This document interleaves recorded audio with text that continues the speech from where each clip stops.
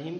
Sindh public service commission secondary school teacher ऐं lectureship की तैयारी के हवाले से मोहम्मद मलूक नोतकानी तवाजी खिदमत में एक नई सीरीज़ खड़ी हाजिर थो आहियां। अज जो मौजू है शाह अब्दुल लतीफ़ भिटाई।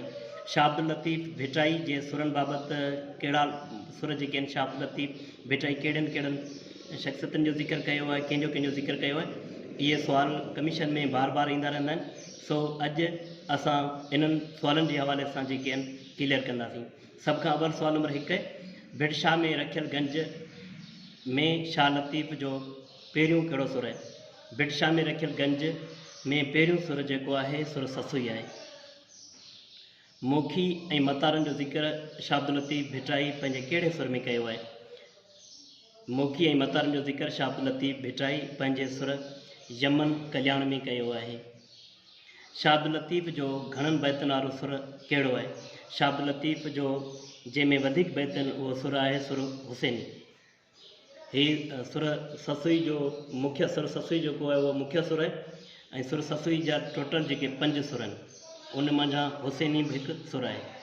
शाह अब्दुल लतीफ़ भिटाई कूंज ऐं मारीअ जो ज़िक्र कहिड़े सुर में कयो आहे? शाह अब्दुल लतीफ़ भिटाई कूंज ऐं मारी जो ज़िक्र सुर डहर में कयो आहे। नूरी जाम तमाची ऐं किंजर डंड जो ज़िक्र शाह अब्दुल लतीफ़ भिटाई कहिड़े सुर में कयो आहे? नूरी जाम तमाची ऐं किंजर डंड जो ज़िक्र शाह अब्दुल लतीफ़ भिटाई सुर कामोड में कयो आहे। हिन सुर जो वास्तो जेको आहे समन जे दौर सां आहे। शाह अब्दुल लतीफ़ भिटाई वगन फ़कीर सां चर्चा कहिड़े सुर में कया आहिनि? शाह अब्दुल लतीफ़ भिटाई वगन फ़कीर सां चर्चा सुर बिलावल में कया आहिनि। मोरड़े मीर बहर जो ज़िक्र शाह अब्दुल लतीफ़ कहिड़े सुर में कयो आहे? मोरड़े मीर बहर जो ज़िक्र शाह लतीफ़ सुर घातू में कयो आहे। शाह लतीफ़ जे राय ॾियाच जो ज़िक्र कहिड़े सुर में कयो आहे? शाह अब्दुल लतीफ़ राय ॾियाच सखी जो ज़िक्र सुर सोरठ में कयो आहे। ही शाह अब्दुल लतीफ़ भिटाई मुतलिक़ सीरीज़ है। उम्मीद तवांजी ही वीडियो मुफ़ीद साबित थींदी।